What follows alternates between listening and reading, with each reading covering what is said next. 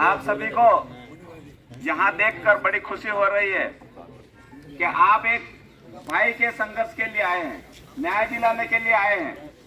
ये संघर्ष हमेशा जारी रखें और आपको लगातार अपने हक अधिकार के लिए ऐसी मीटिंग हो, उस मीटिंग में या फिर जहां कहीं भी आपको संवैधानिक जानकारी के लिए किताब मिले, वो किताब अवश्य पढ़े। क्योंकि मैं डूंगरपुर की जेल में था, जज साहब आए कहने के लिए कि यहाँ किसी को कोई समस्या है क्या। यूं सब डर रहे थे, मैं अकेला चल दिया। मैंने कहा यहाँ का बाथरूम जो है उसके पास में जाके खड़े तो रहिए साहब।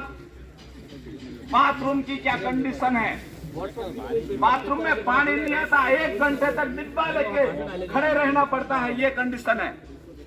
फिर जज साहब ने, जेलर साहब मेरे पास में खड़े थे, इन्होंने कहा क्या कंडीशन है, वो बोले झूठ बोल रहा है। जेलर साहब को भी, जज साहब को भी अच्छा लगा, चले गए। क्या मंत्रणा हुई वो नहीं पता।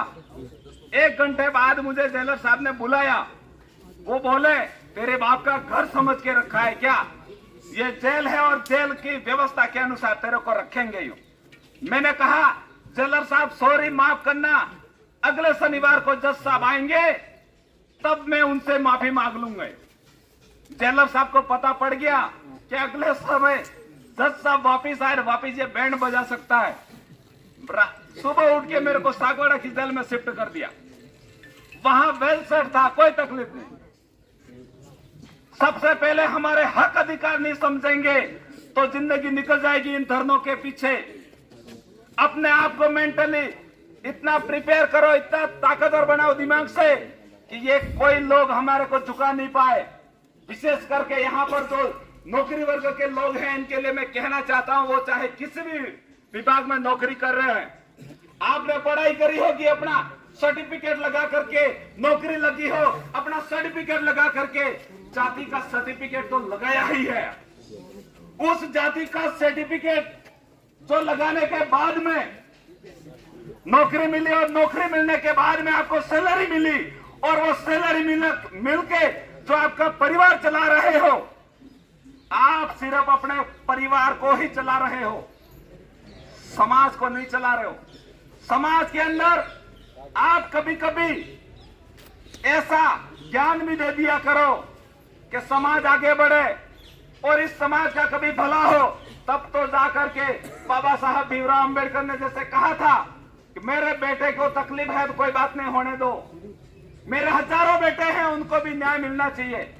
ये जो व्यवस्था थी, ऐसी व्यवस्था यहाँ के नौकरी वर्ग में, चाहे यहाँ खाकी वर्दी में हो, चाहे कोई कर्मचारी दूसरे विभाग में हो, लेकिन आप सबको हम कहना चाहते हैं, समाज के सर्टिफिकेट का जो दायित्व बनता है वो आपको निभाने की जरूरत है।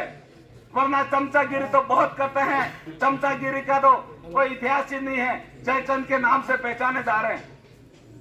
इसलिए आप सभी साथी लगातार यहाँ संघर्ष करें, समय के अनुसार हम वापस आएंगे, हम आपके साथ मार भी खाएंगे और न्याय भी दिलाएंगे, लेकिन आप रहोगे तो हम आएंगे, आप नहीं आओगे तो भी हम आपके घरों में घुसा के आपको जगाने की ताकत रखते हैं, ये भी हम कहना चाहते हैं।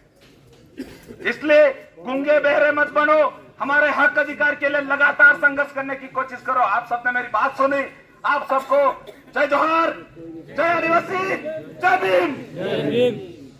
कार्तिक बिल को न्याय दो, न्याय दो, न्याय दो। विरोधी प्रशासन होश में आओ, होश में आओ, होश में आओ। कांग्रेस सरकार होश में आओ, होश में आओ, होश में आओ। आवाज दो।